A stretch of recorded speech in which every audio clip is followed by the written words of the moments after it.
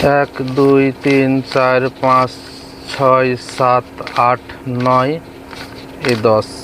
আপনারা বিশ্বাস করবেন কি না, এখানে 100 দিরহাম আছে। এই 100 দিরহামে আপনার জীবন পরিবর্তন করে দেবে, আপনার ভবিষ্যৎ পরিবর্তন করে দেবে। তো আপনারা হয়তো বা বলতে পারেন যে 100 দিরহামে আবার কিভাবে ভবিষ্যৎ পরিবর্তন করতে পারে। তো আপনারা হয়তো বা অনেকেই জানেন, আমরাও জানি, আমি নিজেও জানি। আমার 11 বছর হইলো এই কোম্পানিতে আমি জব করছি, কিন্তু আমার 1 দিরহামও সেভিং নাই। যা ইনকাম করি পুরো টাকা বাসায় হয়তো বা ব্যাংকের মাধ্যমে বা হয়তো বা বিকাশের মাধ্যমে পাঠাই দিই।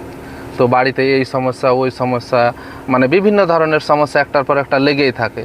তা আমরা যদি স্যালারি আসার সময় কমসে কম এই 100 দিরহাম করে টাকা প্রতি মাসে এখান থেকে 100 দিরহাম টেনে নিয়ে যদি আমরা কোনো হয়তো বা একটা ব্যাংক করি, যে প্রতি মাসে স্যালারি আসার সাথে সাথে আমি 100 দিরহাম এই ডিপোজিট করব। তো আপনি দেখবেন যে 5 বছর পর 10 বছর পর আপনার ভালো একটা অ্যামাউন্ট হয়ে গেছে, আপনি দেশে গিয়ে কোনো কিছু করতে পারবেন। যারা হয়তো বা দুবাইতে আছেন, হয়তো বা 1000 দিরহাম, 1200 দিরহাম, 1300 দিরহাম, 1500 দিরহাম, 2000 দিরহাম স্যালারি পান। বিশেষ করে বাংলাদেশিরা যারা হয়তো বা বাইরে লেবার ধরনের কাজগুলো করে অথবা রেস্টুরেন্টে করে, 1200-1500 এর বেশি স্যালারি পায় না। যারা হয়তো বা ট্যাক্সি চালায়, কেউ কেউ একটু বেশি পায়, কেউ কেউ কম পায়। আপনি যাই করেন না কেন, দুবাইতে থাকেন, সৌদি আরবে থাকেন, আপনি কাতারে থাকেন, ওমানে থাকেন, ইউরোপের যে কোনো দেশে থাকেন, আপনি যেখানে থাকেন না কেন, আপনার স্যালারি অনুযায়ী যদি আপনি প্রতি মাসে কিছু টাকা যদি আপনি ডিপোজিট করে রাখেন, আপনার হয়তোবা যারা এই আরব কান্ট্রিগুলোতে থাকেন, আপনারা জানেন যে বিভিন্ন ধরনের কিন্তু ছোট ছোট গ্যাসের বোতলগুলো পাওয়া যায়। আপনারা যদি 10 দিরহাম দিয়ে কিনে নিয়ে যদি ছোট্ট করে একটা ফুটা করে প্রতি মাসে যদি 100 দিরহাম করে স্যালারি আসার সাথে সাথে ঢেলে দেন, তো দেখবেন যে আপনি 5 বছর পর বা 10 বছর পর আপনাকে টেনশন করা লাগবে না যে আপনি দেশে গিয়ে কি করবেন, আপনার কাছে 1 টাকাও ক্যাশ নেই। তো মানুষ কিন্তু বেশিরভাগই এরকম করে যে হয়তো বা করছি, আমি তো জমি করছি, আমি তো বাড়ি করছি, ওখানেও তো আমার টাকা কাজে লাগছে। কিন্তু এগুলো তো থাকবেই ভাই। কিন্তু আপনি যে দেশে যাবেন 10 বছর পর, 15 বছর পরে গিয়ে কি করবেন আপনার কাছে যদি ক্যাশ না থাকে?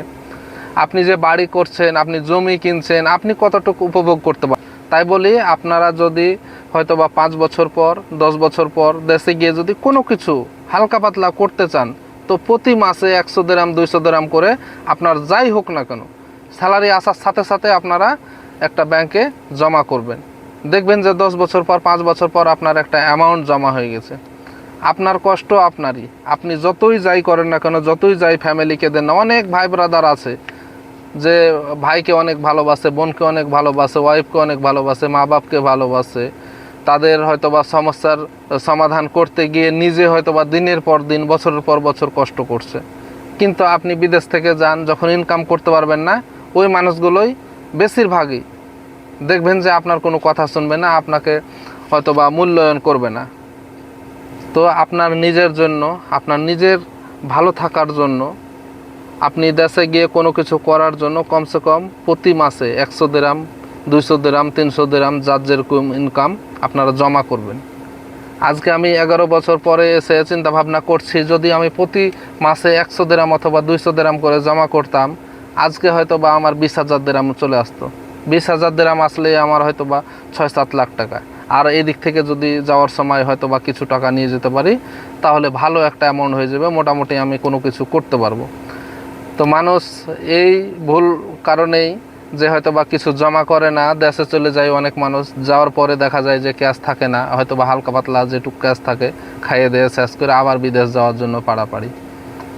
তো আপনারা আজ থেকেই শুরু করে দেন, আজ থেকেই চিন্তা ভাবনা করেন যে সামনে মাসের 1 তারিখ থেকে বেতন আসবে, আমরা 100 দিরহাম, 200 দিরহাম, 100 রিয়াল, 200 রিয়াল আপনারা যেখানে থাকেন না কেন জমা করেন।